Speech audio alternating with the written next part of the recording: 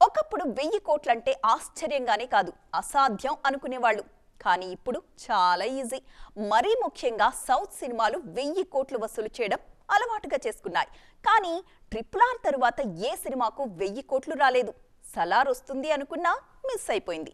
మరి రాబోయే 1000 కోట్ల సినిమా ఏది, ఎవరిది, మన దగ్గర ఏది ఆ క్లబ్లో చోటు సంపాదించుకోబోతుందో చూసేద్దాం. బాహుబలి 2 సినిమా ఏ ముహూర్తంలో 1000 కోట్లు దాటిందో తెలీదు కానీ అప్పటి నుంచి ఇండియన్ సినిమాకు అది ఒక అలవాటుగా మారిపోయింది. రాజమౌళి ఈ క్లబ్లో 2 సార్లు చేరారు. ట్రిపుల్ ఆర్ దాదాపు 1280 కోట్లు వసూలు చేస్తుంది. దీని తరువాత కేజీఎఫ్ చాప్టర్ 2 1200 కోట్లు కొల్లగొట్టి సౌత్ నుంచి 3వ సినిమాగా నిలిచింది. కేవలం సౌత్ సినిమాకు మాత్రమే సాధ్యమైన 1000 కోట్ల రికార్డ్ని పఠాన్, జవాన్ సినిమాలతో బాలీవుడ్కి పరిచయం చేశారు షారుఖ్ ఖాన్. యానిమల్, సలార్ ఈ క్లబ్లో చేరతాయని ఆశించినా కుదర్లేదు.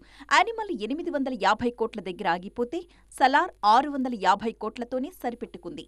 అలాగే జైలర్, లియో కూడా 600 కోట్లకు అటూ ఇటూగా వసూలు చేశాయి. ఇదిలా ఉంటే ఇండియన్ సినిమాలో నెక్స్ట్ 1000 కోట్ల ప్రాజెక్ట్ ఏది అన్న చర్చ మొదలైంది.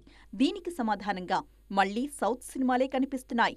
పుష్ప 2తో పాటు దేవర, రామ్ చరణ్ గేమ్ చేంజర్, ప్రభాస్ సలార్ 2తో పాటు ప్రాజెక్ట్ కే లాంటి సినిమాలు సరిగా వర్కౌట్ అయితే ఖచ్చితంగా 1000 కోట్లు వసూలు చేస్తాయి.